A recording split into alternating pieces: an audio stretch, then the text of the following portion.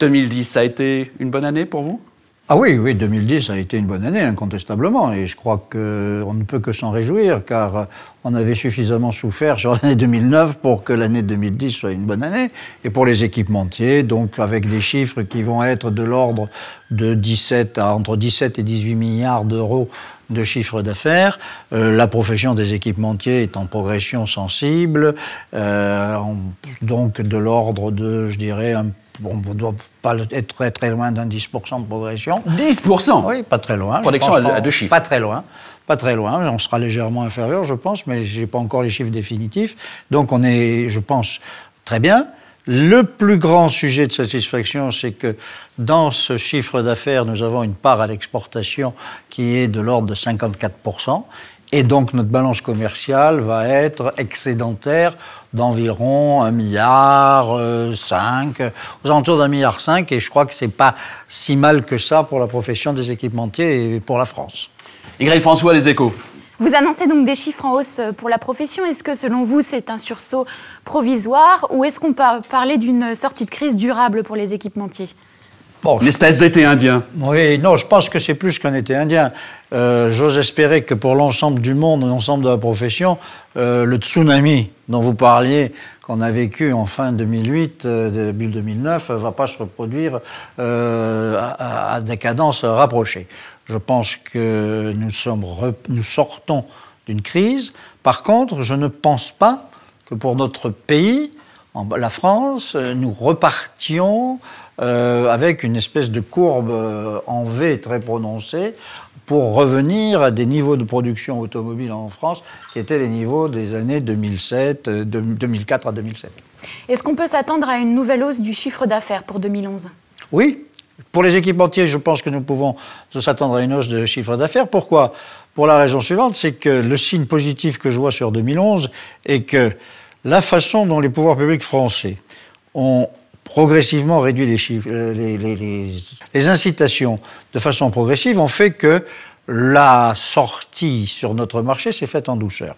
Mais en plus, quand on regarde les types de véhicules sur lesquels elles ont porté, c'était des véhicules, je dirais, de petite taille ou de taille moyenne. Et donc, je pense qu'on va revenir progressivement sur l'année 2011 sur des gamme de véhicules de plus haute gamme, et donc pour nous, en valeur, en termes d'équipement, ça va nous apporter du chiffre d'affaires supplémentaire et donc de la valeur ajoutée supplémentaire. Laure Fillon, Agence France-Presse. Les pouvoirs publics étaient quand même encore inquiets en fin d'année dernière, et un rapport vous avait été demandé à l'époque par M. Estrosi. Qu'est-ce qu'il en a été? Quelles sont vos conclusions et comment elles ont été mises en œuvre? L'inquiétude doit perdurer. Pourquoi? Parce que ce rapport qui a été demandé a été rendu en fin 2009 et disait la chose suivante, c'est que nous avons structurellement dans notre pays des surcapacités de production installées. Pourquoi? Car on produisait en termes de véhicules, voitures plus véhicules utilitaires légers inférieurs à 3,5 tonnes, en 2004, le pic a été de l'ordre de 3,6-3,7 millions de véhicules. Depuis cette date, progressivement, ça a chuté. Et en 2009, nous en avons produit 2 millions et quelques. Et nous en sommes toujours à 2,2 millions, entre 2,1 millions et 2,2 millions. Lorsqu'on fait la projection de la production que l'on peut anticiper jusqu'aux années 2012, 2013, 2014, on s'aperçoit que les prévisions qui sont données pour notre territoire, et je ne parle pas que des deux constructeurs français, je parle de tout ce qui se produit dans le territoire, véhicules VP plus VUL, on est aux alentours de ces 2,2 millions. Vous intégrez Toyota et Smart sont intégrés dans ces chiffres. Donc, par rapport à 3,6, qui avait entraîné des investissements dans l'ensemble de la filière automobile, on a structurellement des surcapacités de production qui se sont résorbées en partie, mais qui restent encore présentes filière par filière. La situation est très contrastée. Il y a par exemple dans la forge, il n'y a pas de surcapacité de production. Il y en a dans l'emboutissage, il y en a dans la plasturgie, etc. Et ensuite, la problématique à résoudre n'est pas la même dans un secteur que dans l'autre. Non, parce que la vraie question, la question préoccupante, c'est de voir l'écart énorme entre la France et l'Allemagne. Je lisais récemment, et ce sont les rapports officiels, en Allemagne, 64% des véhicules immatriculés en 2010 sont sortis des chaînes de production allemandes. Je crois qu'incontestablement, l'Allemagne a plus bénéficié, je dirais, de la mondialisation du marché automobile que la France. Les Allemands exportent 76% de leur production en 2010. Bien. Donc, ils bénéficient, bien évidemment, de tous ces relais de croissance que sont la Chine, que sont les BRIC, etc., etc. Et alors que nous, je dirais, filière automobile française, nous n'avons pas su, actuellement, en tirer le meilleur parti comme eux. Et c'est là qu'il faut qu'absolument nous travaillions. Le problème que nous avons en termes de producteurs, c'est de dire nous avons à alimenter le marché domestique qui va être relativement stable et nous avons à nous équiper pour pouvoir aller chercher les relais de croissance là où ils sont. C'est-à-dire à l'exportation, c'est-à-dire le modèle allemand. À l'exportation ou en ayant s'implanter dans les marchés où qu'il faudra servir, qui sont la Chine, qui sont le Brésil, qui sont la Russie, qui sont ces pays-là. Le fait qu'il y ait moins de 5 exposants français à Automechanica Shanghai, c'est bon signe? Personnellement, je serais beaucoup plus heureux de voir mon pays beaucoup plus entreprenant à aller conquérir les pays étrangers. Oui, mais c'est pas l'histoire. On ne va pas se raconter l'histoire, c'est le mal français. La France manque de moyens, peut-être, mais elle manque surtout de rigueur, de constance par rapport aux Allemands. On a perdu 20 points de compétitivité, tout secteur économique confondu, par rapport à l'Allemagne en une décennie. Ceci est exact. Mais vous n'avez jamais envie de secouer un peu vos clients français en leur disant retrouvez du haut de gamme, utilisez cette histoire que vous aviez et que vous n'avez plus pour aller conquérir de la marge sur les pays émergents qui consomment le haut de gamme allemand, par exemple? Il y a une tendance, une évolution qui est importante. Point numéro 1. La crise qui nous est arrivée a entraîné une réaction des pouvoirs publics que je crois que tout le monde peut saluer parce qu'elle a été très rapide, elle a permis quand même de faire face d'une façon remarquable. Derrière tout cela, la création de la plateforme de la filière automobile est quelque chose qui a été créé en 2 mois de temps, entre le mois de février et le mois d'avril. Au mois de juillet, il y avait 200 personnes qui étaient mobilisées. Au mois de septembre, il y en avait 400. Aujourd'hui, il y a encore 350 personnes qui viennent dans les groupes de travail.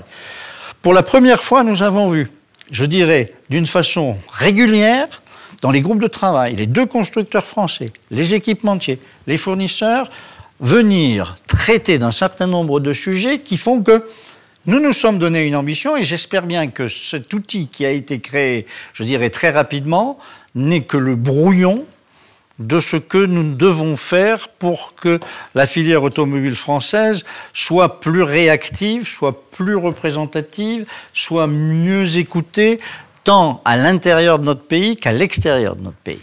Laure. Et combien de temps ça va prendre encore, à votre avis, justement, pour arriver à réorganiser la filière et faire en sorte qu'elle gagne des parts à l'exportation, qu'elle soit plus dynamique? Il faut que dans les 3 années qui viennent, le travail, l'essentiel du travail soit fait. Pour parler de recherche et développement, on a beaucoup parlé de sites de production et je voulais savoir si concernant la recherche et développement, chez les grands équipementiers, chez leurs clients, on observait un mouvement de délocalisation. Qu'est-ce que ça signifie pour le secteur et pour l'emploi, pour les emplois à haute valeur ajoutée? Si vous observez le chiffre d'affaires des équipementiers automobiles français ou implantés sur le territoire français, ils se sont internationalisés Et diversifiés. Et peut-être même avant que les constructeurs français le fassent d'une façon importante. Et je dirais que c'est très bien. Pourquoi? Parce que ayant une diversité de clients à l'international, quand ils font la recherche et le développement, ils sont amenés à être confrontés à des demandes qui sont diverses, qui sont des constructeurs japonais, qui sont des constructeurs américains, qui sont des constructeurs allemands. Et ceux-ci bénéficient à notre pays parce que, une fois qu'ils ont fait ces efforts-là, qu'est-ce qu'ils cherchent à faire? Ils cherchent à les vendre au maximum de clients possible. Et donc, les constructeurs français bénéficient, je dirais, d'une certaine façon, de cette diversification de leur chiffre d'affaires. Donc, je ne vois pas pourquoi, aujourd'hui, par rapport à ce qui s'est passé dans les 5 ou 10 dernières années, il y aurait un phénomène d'accélération de délocalisation. Bon, vous n'avez à aucun moment cité le véhicule électrique comme chance pour la France de retrouver quelque part une forme de primat technologique. Je pense premièrement que le véhicule thermique a encore beaucoup de place de progression, d'amélioration. Je pense que nous allons forcément passer par une certaine hybridation pendant un certain temps et je pense que le véhicule électrique va venir. Par contre, ce que je ne crois pas, c'est que le véhicule électrique va demain matin représenter une part de marché tellement importante, tant sur notre pays que sur le monde, pour que ça soit le seul élément de garantie de succès pour l'industrie automobile française. Mais ça peut être un moteur d'entraînement. Mais ça peut être un moteur d'entraînement dont il faut incontestablement s'occuper très sérieusement. Et nous recadrer, nous repositionner, nous permettre de faire peut-être demain une ou deux ruptures technologiques. Pourquoi Bien pas sûr. Je veux dire, Bien sûr. Si on s'inscrit dans le temps long. Bien sûr, là-dessus, je suis tout à fait d'accord. Je subodore que Jean-Marc a une petite question d'ordre stratégique qui interpelle Claude Cham dans l'une de ses fonctions premières. Une autre de mes marottes. Oui, une autre marotte. Equipoto est-il sauvé? Question sèche, hein? On a pris la décision de le maintenir parce que je suis intimement convaincu que Equipoto, pour la filière équipementière automobile et pour la filière automobile, est un salon qui doit perdurer. Bien. Nous avons de la concurrence importante avec le salon allemand que vous connaissez tous, qui s'appelle Automechanika.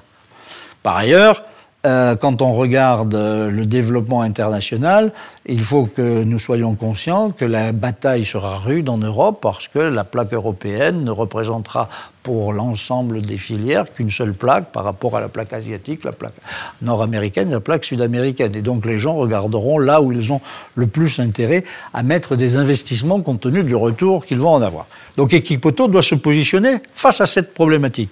Nous sommes en train de chercher à redéfinir Equipoto. Nous avons décidé de l'édition 2011 de ne pas repartir sur les mètres carrés de surface qui étaient antérieurement l'histoire d'Equipoto, pour une raison simple, c'est que en regardant bien, en faisant un peu l'analyse, et c'est là où les crises vous servent, on s'est aperçu que le mètre carré utile, ne nécessitait pas que nous allions louer tous ces halls qui étaient certainement très vastes, mais que après, de temps en temps, peut-être on avait un peu de mal à remplir en volume. Les mauvaises ondes résonnent. Voilà, les mauvaises ondes résonnent. Donc on a pris des décisions de restructuration, etc.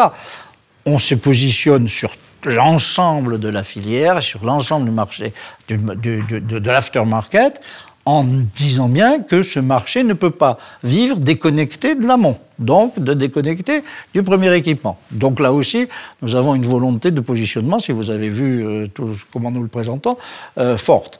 Enfin, face aux nouvelles technologies, nous sommes conscients que ceci va affecter tout le marché de la distribution, de la réparation, de la rechange, etc., etc. C'est pour ça que nous avons fait un lieu spécial que nous avons appelé Green Tech, pour permettre justement à ce que ce salon donne lieu à des échanges, à des transmissions d'informations et que les constructeurs et les équipementiers viennent apporter, etc., etc. Donc, on prend, je crois, un certain nombre de mesures. La FIEV, et moi en tant que président de la FIEV, je puis vous dire que je m'implique très personnellement dans la promotion du salon et dans son suivi, puisque j'ai pris rendez-vous tous les trimestres avec les différents intervenants pour faire le point d'évolution. À ce stade, le taux de réservation que nous avons aujourd'hui, que nous enregistrons, est équivalent et sur certains secteurs parfois supérieur à celui de 2007.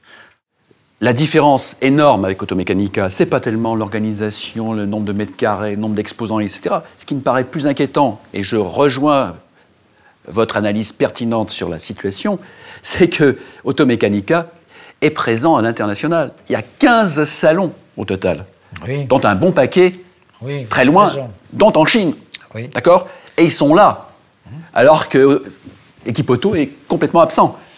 Je suis en contact avec le pays dont vous parlez, la Chine, que je regarde avec les autorités chinoises, quelles seraient les possibilités, etc. Vous pensez sincèrement que vous avez une carte à jouer en Chine ? Eh bien, écoutez, aujourd'hui, je pense que ça serait une erreur de management de ne pas le regarder. Je ne suis pas au stade de vous dire que nous avons décidé. Pour l'instant, si vous voulez, moi je suis un peu du genre laboureur auvergnat, Et je regarde ce qui est devant moi, c'est-à-dire 2011. Ce qui est devant moi, c'était ma première préoccupation, c'est à la date d'aujourd'hui de pouvoir vous dire les grands leaders d'équipe auto m'ont confirmé leur présence.